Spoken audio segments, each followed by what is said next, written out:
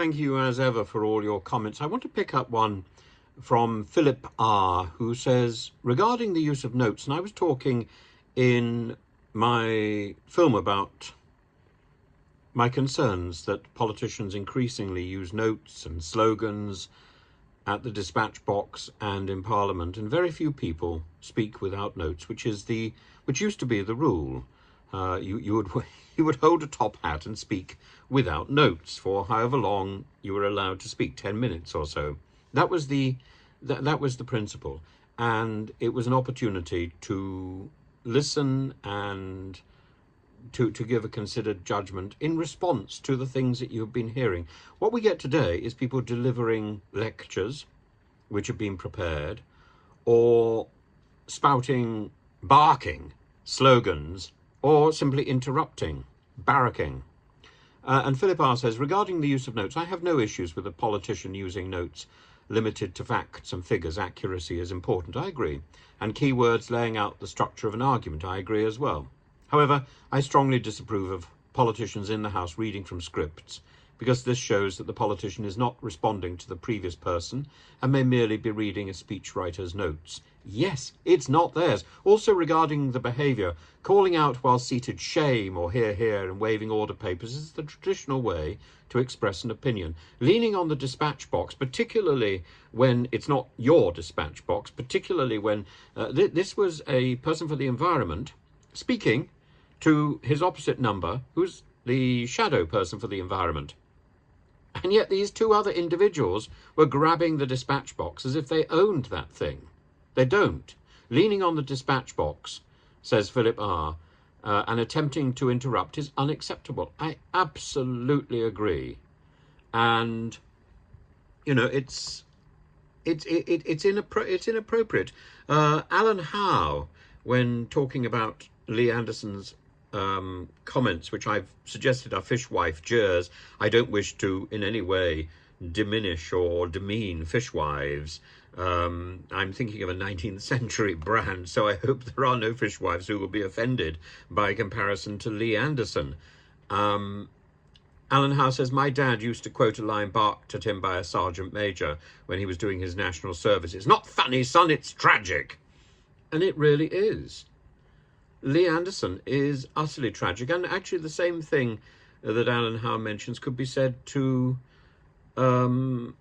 Victoria Atkins and Kemi Badenoch, because they started giggling once the Deputy Speaker of the House rebuked them. It was like watching St. Trinians on a bad day. Tokarik says, setting aside the behavioural issues, the real shame is how few of our MPs are present at this time. The place is almost empty. Where are our MPs if these speeches are so important? Well, their answer would be that they can listen to them on the telly. If that's the ease, why bother with the chamber at all? Just make everything digital. The chamber is there because these people have been elected to speak in the chamber and to inhabit the chamber. And I think particularly, but I think there should be more people in the chamber all the time, frankly.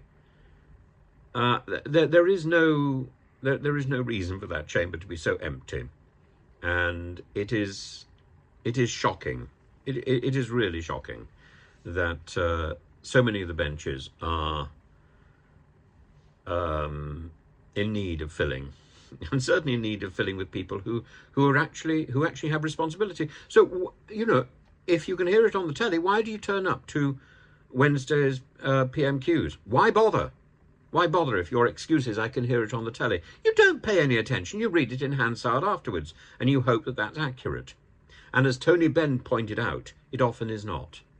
Tony Benn was very naughty. He used to take in a tape recorder with him and then correct the Hansard statements with his tape recorder, and you know, he was scrupulous.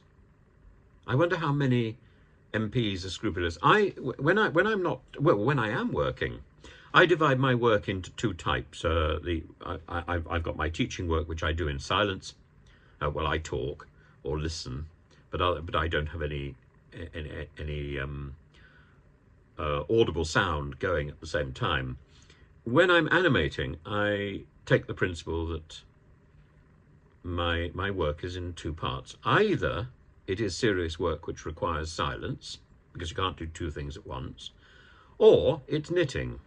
And if it's knitting, even then, very rarely is there a long stretch of knitting. But when I am knitting, when I'm doing something simply routine, I stick on the wireless, or I stick on the computer. I tune the computer into Parliament TV. Parliament TV is better now, I find, than Radio 4, which is repetitive and dull.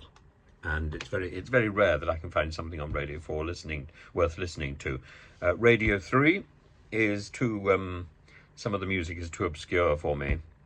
And I've appeared on Radio 2. I thought that was very exciting, but it's too exciting for ordinary life. So I don't go to Radio 2. Radio 4 or Parliament TV. And that's it. So I listen to a lot of Parliament TV. I tend not to look at it as I'm working, but I listen to it. And I am disappointed in the stuff that I hear, because it seems to be repetitive. One person doesn't listen to another, and they don't respond to each other. They're just literally reciting speeches. That's not Parliament. That's some sort of exercise in getting points on record.